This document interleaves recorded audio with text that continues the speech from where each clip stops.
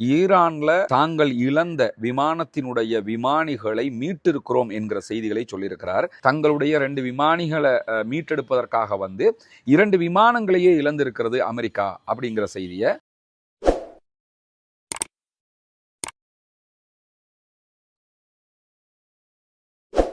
அன்பிற்கினிய சகோதர சகோதரிகளே, நம் அனைவர் மீதும் ஏக இறைவனுடைய அமைதியும் கருணையும் உண்டாகட்டுமாங்கிற உயரிய பிரார்த்தனைகளோடு தொடர்ச்சியாக ஈரான், அமெரிக்க, இஸ்ரேல் இடையிலான ஒரு மாபெரும் யுத்தம் தொடர்பான செய்திகளை நம்ம பார்த்து வர்றோம். இந்த செய்திகளில் ஈரானுடைய வெற்றி தற்போது வரைக்கும் உறுதி செய்யப்பட்டு கொண்டே இருப்பதை நம்ம தொடர்ந்து அவதானிக்க முடியும். ஈரான் அமெரிக்காவுக்கும் இஸ்ரேலுக்கும் பலத்த இழப்புகளை கொடுத்து கொண்டிருக்கிறது. இதே நேரம் ஈரானுக்கு உச்சகட்டமான இழப்புகள் ஏற்பட்டு கொண்டிருக்கிறது என்பதையும் யாரும் மறுப்பது.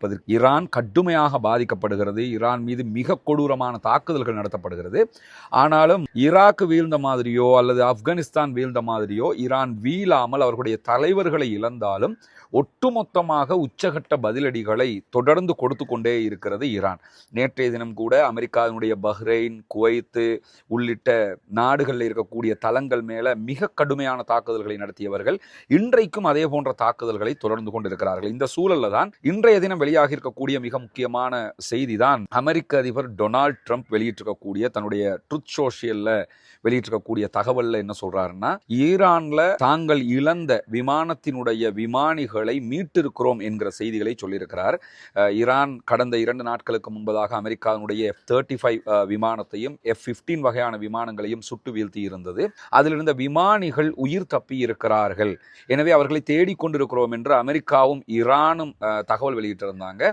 அந்த தேடுதல்கள்ல ஈரானுக்கு அவர்களை பிடிக்க முடியாமல் போயிருந்த நிலையில தற்போது அமெரிக்காவினுடைய போர்சஸை அவங்களை மீட்டு இருக்கிறாங்க என்கிற செய்திகளை தான் ரொம்ப மகிழ்ச்சியாக அமெரிக்க அதிபர் டொனால்ட் ட்ரம்ப் வெளியிட்டிருக்கிறார். இந்த செய்திகளுக்கு மேலதிகமான தகவலுக்கு முன்னாடி கடந்த 2 நாட்களாகவே நீங்க பார்த்திருப்பீங்க, சில ஊடகங்கள்ல தொடர்ந்து ஊடகங்கள்னா சில ஃபேஸ்புக் பேஜில் வச்சிருப்பாங்க, ஈரான் அவர்களை கைப்பற்றி விட்டது, கைது செய்து விட்டது, தட்டி தூக்கிட்டாங்கன்ற மாதிரி செய்தி எல்லாம் வரும். முதல்ல ஒன்று புரிஞ்சுக்கிறங்க, ஒரு சென்சிட்டிவான ஒரு மாபெரும் யுத்தம் நடந்து கொண்டிருக்கக்கூடிய நேரத்தில் வரக்கூடிய தகவல்களை ஏதாவது ஒரு அபிஷியல் மீடியா உறுதிப்படுத்தி இருக்கிறதா, அவர்களுடைய தரப்பால் அதை உறுதி செய்திருக்கிறார்களா, அல்லது அந்தந்த நாடுகள் அது தொடர்பாக என்ன சொல்லி இருக்கிறார்கள் என்கிறத நம்ம பார்க்கணும். நேற்று இரவு நேரங்களில் கூட நம்ம வீடியோ வந்ததுக்கு பிறகு கூட நிறைய பேரை அனுப்பியிருந்த ஒரு வீடியோ தான், ஒருத்தனை உட்கார வச்சு பேசிக்கிட்டு இருக்கிறாங்க. அவன் நீ யார் என்று கேட்கும்போது நாங்கள் இப்படி அமெரிக்காவோட ஃபோர்ஸஸ் எல்லாம் சொல்லக்கூடிய அது சில சகோதரர்கள் வீடியோ பதிவுகளாகவும் வெளியிட்டிருந்தாங்க. அமெரிக்காவுடைய ஃபோர்ஸஸை ஈரான் அரெஸ்ட் பண்ணிட்டாங்க அப்படிங்கிற மாதிரி. ஆனால் இந்த நிமிஷம் வரைக்கும் தாங்கள் அமெரிக்காவுடைய ஃபோர்ஸஸை கைது செய்ததாக ஈரான் எங்கேயுமே அஃபீஷியலாக அறிவிக்கல. IRGC அறிவிக்கவும் இல்லை, ஃபாசிட் படைப்புக்கும் இல்லை, ஹாத்தமல் அன்பியா அறிவிக்கவும் இல்லை. ஈரானுடைய ஜனாதிபதியோ ஈரானுடைய உத்தியோகபூர்வ செய்தித்தளங்கள் யாருமே எங்கேயுமே அறிவிக்கலை. குறித்த வீடியோவை நம்மளால் முடிஞ்ச வரைக்கும் ஃபேக்ட் செக் பண்ண முடியும். அப்படி செக் பண்ணி பார்க்குற நேரத்திலையும் அந்த வீடியோ எந்த ஒரு அஃபீஷியல் தளங்களிலும் வெளியிடப்பட்ட ஒரு வீடியோ கிடையாது. அங்கங்கே ஃபேஸ்புக்கில் ஒவ்வொருத்தர் போட்டுக்கிறாங்களே தவிர அஃபீஷியலாக எந்த ஒரு மீடியாவாவது வெளியிட்ட ஒரு வீடியோ கிடையாது. தாண்டி ஒருத்தர் அப்படி கைது பண்ணிக்கிட்டு வர்ற மாதிரி காட்சியெல்லாம் பார்த்துருவோம். ஆப்கானிஸ்தானில் கைது செஞ்ச காட்சிகளை எல்லாம், கடந்த காலங்களில் அந்த ஃபோட்டோவை எல்லாம் இங்கே இவனை பிடிச்ச மாதிரியான காட்சிகளாக காட்டிக்கிட்டு இருக்கிறாங்க. எனவே இந்த நிமிஷம் வரைக்கும் ஈரான் அவர்களை கைது செய்ததாக சொல்லவில்லை. ஆனால் அமெரிக்க அதிபர் டொனால்ட் ட்ரம்ப் நாங்கள் எங்களுடைய விமானியை மீட்டு விட்டோம், ரொம்ப கடினமான சண்டைக்கு பிறகு மீட்டு இருக்கிறோம்ங்கிற விதமான தகவல்களை சொல்லியிருக்கிறாரு. இந்த இடத்துல என்ன கவனிக்கணும் என்று கேட்டால், இந்த விமானியை தேடுகிற பணி நடந்த பகுதி கடுமையான மலைப்பாங்கான பகுதி. மலைப்பாங்குன்னா நம்ம ஊரில் மாதிரி நுவரலிய, கண்டி, மாத்தலை, ஹெட்டன் இது மாதிரி பகுதின்னு நினச்சிடாதீங்க. கடுமையான ஒரு கல் மலைகள் நிறைந்த மக்கள் வாழ்வதற்கே தகுதியற்ற மாதிரி இருக்கக்கூடிய மலைப்பாங்கான பகுதிகளில் தான் அந்த விமானம் வீழ்ந்திருந்தது. அந்த விமானியையும் அந்த பகுதிகளில் தான் தேடிக்கிட்டு இருந்தாங்க. அந்த பகுதிகளில் அமெரிக்காவுக்கும் ஈரானுக்கும் இடையில் நடந்த சண்டைகளில் கிட்டத்தட்ட 11 ஈரானை சேர்ந்தவர்கள் கொல்லப்பட்டிருக்கிறார்கள் என்கிற செய்திகள் வெளியாகியிருக்கு. இந்த 11 பேரும் யாருன்னு சொல்லி சொன்னால் பாசிச் படைப்பிரிவை சேர்ந்தவர்கள். பாசிச் என்று சொல்லி சொன்னால் ஈரானுடைய அந்த இராணுவ கட்டமைப்பை கொஞ்சம் விளங்கிக்கிறது ஈஸியாக விளங்கிக்கிறங்க அப்படின்னு கேட்டால், அங்கே நாட்டுக்குண்டு ஒரு இராணுவம் இருக்கிறது. அதை தாண்டி அரச கட்டமைப்பு, இது மாதிரி யுத்தங்கள் என்று வரும்போது அதை எதிர்கொள்வதற்கு IRGC, இஸ்லாமிய புரட்சிகர காவலர் பிரிவு என்கிற ஒரு தனிப்பிரிவு இருக்கிறது. அவங்க தான் இந்த யுத்தம் எல்லாம் பண்ணுறது, ஏவுகணை தாக்குது இதெல்லாம் நடத்துவாங்க. அவங்க தான். இதை தாண்டி நாட்டில் இருக்கக்கூடிய இளைஞர்கள், இளம் பிள்ளைகள் இராணுவத்தில் விரும்பி சேர முடியும், சம்பளம் இல்லாமலேயே நாட்டுக்காக அவங்க ஒர்க் பண்ணுவாங்க. இதுக்கு சொல்றது ஃபாசிச் படைப்பிரிவுன்னு சொல்லி. அப்படி இராணுவத்தில் சேர்ந்தவங்களுக்கு ஒவ்வொரு ஏரியாவில் வெப்பன் கொடுத்து வச்சிருப்பாங்க. அவங்க இது மாதிரி ஒரு பிரச்சனை வரக்கில் எதிர்கொள்வதற்காக. அப்படி கொடுக்கப்பட்ட பாசிச் படைப்பிரிவுக்கும் அமெரிக்காவுடைய ஃபோர்ஸஸுக்கும் இடையில தான் ஃபைட் நடந்துங்க. அங்கே ஐஆர்ஜிசி இருக்கவே இல்லை. ஐஆர்ஜிசியினுடைய எந்த துருப்புகளும் அங்கே இல்லை. ஏன்னா அவங்க ரொம்ப பயிற்சி பெற்ற நவீன ஆயுதங்களோடு இருப்பாங்க. இவங்க சாதாரண துப்பாக்கிகளோடு தான் அந்த பகுதிகளில் இருப்பார்கள். குறிப்பாக இந்த கலவரங்கள் என்று வருகிற போது, நாட்டுக்குள்ள உள்நாட்டு குழப்பங்கள் வருகிறப்ப இந்த பாசிச் தான் உள்ள வருவாங்க. அந்த மாதிரியான படைப்பிரிவை சேர்ந்தவங்க தான். அந்த வீடியோக்கெல்லாம் வெளியாகி இருப்பதை நீங்க பார்க்கலாம். ஈரானுடைய பொதுமக்கள் அந்த அமெரிக்காவுடைய விமானியை தேடி நூற்றுக்கணக்கானவங்க போவாங்க. அந்த போன இடத்துல தான் அமெரிக்காவுடைய ஃபோர்ஸஸ் வான்வழியாக தாக்குதல் நடத்தும் போது தரையிலிருந்து பாசிச் படைப்பிரிவை சேர்ந்தவர்கள் இளைஞர்கள் தாக்குதல் நடத்தியதில் 11 ஈரானை சேர்ந்தவர்கள் கொல்லப்பட்டிருக்கிறார்கள் என்கிற செய்திகளும் வெளியாகி இருக்கக்கூடிய சூழலில் தான் அமெரிக்கா தன்னுடைய விமானியை மீட்டிருக்கிறதாக சொல்லி இருக்கிறது. இந்த நேரத்தில் அமெரிக்க அதிபருடைய அறிவிப்புக்கு பிறகு ஹாத்தமல் அன்பியா படைப்பிரிவு சார்பாக, குறிப்பாக ஐஆர்ஜிசி சார்பான செய்திகள் அவங்க தான் வெளியிடுவாங்க. அவர்கள் வெளியிட்டிருக்கக்கூடிய செய்தியை பிரஸ் டிவி, ஈரானுடைய அஃபீஷியல் தொலைக்காட்சி, அரசு தொலைக்காட்சி வெளியிட்டிருக்கிறது.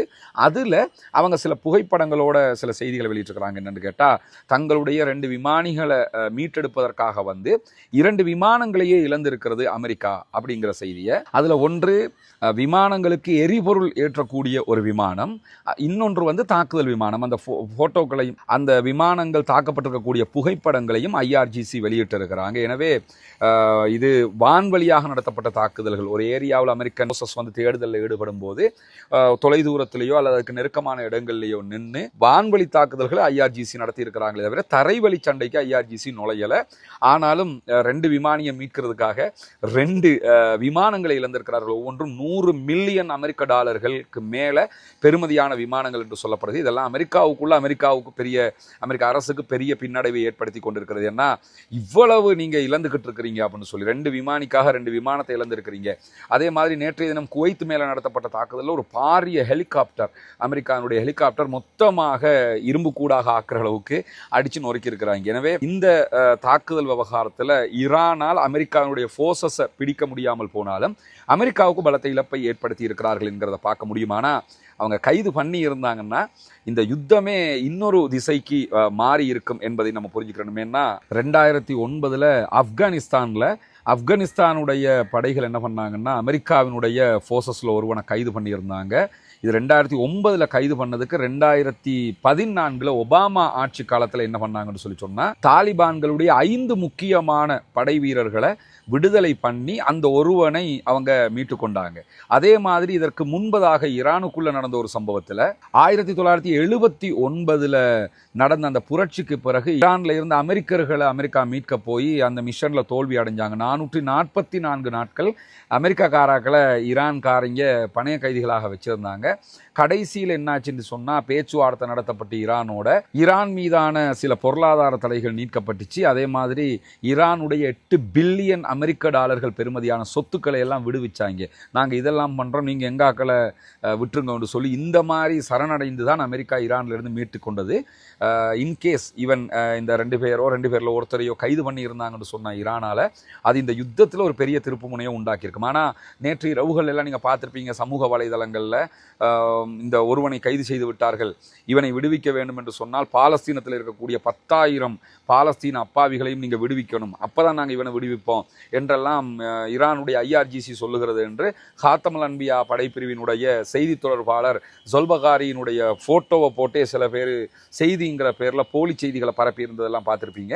அப்படியான எந்த செய்திகளையுமே எங்கேயுமே அவங்க வெளியிடலை. எனவே ஒரு செய்தி வரும்போது எவனோ ஒருத்தன் பரப்பிட்டான், ஒரு இமேஜ் வந்துருச்சு இந்த மாதிரி பரப்பிடாம, ஒரு வீடியோ வந்துருச்சுங்கிற மாதிரி பரப்பிடாம இது அஃபீஷியலாக யார் வெளியிட்டா என்கிறத கவனிச்சுக்கிறீங்க. ஏன்னா எந்த ஒரு செய்தியாக இருந்தாலும் கேள்விப்பட்டதை எல்லாம் பரப்புறதே நம்ம பொய்யன் என்று அல்லாஹ்விடத்தில் அடையாளப்படுவதற்கான அடிப்படையாக மாறிடும். அதனால ஒரு சாதாரண செய்தின்னு நினைச்சிடாம எந்த செய்தியாக இருந்தாலும் அதனுடைய உண்மையை கவனத்தில் கொண்டுதான் அந்த செய்திகளை நாம் பரப்ப வேண்டும் என்பதை புரிந்து கொள்ளுங்கள். எது எப்படி போனாலும் 2 பேரை மீட்பதற்காக 2 விமானங்களை மீண்டும் இழந்திருக்கிறது. மொத்தமாக இந்த மிஷன்ல அமெரிக்கா 7 விமானங்களை இதுவரைக்கும் இழந்திருக்கிறது என்பதை நம்ம புரிந்து கொள்ள முடிகிறது.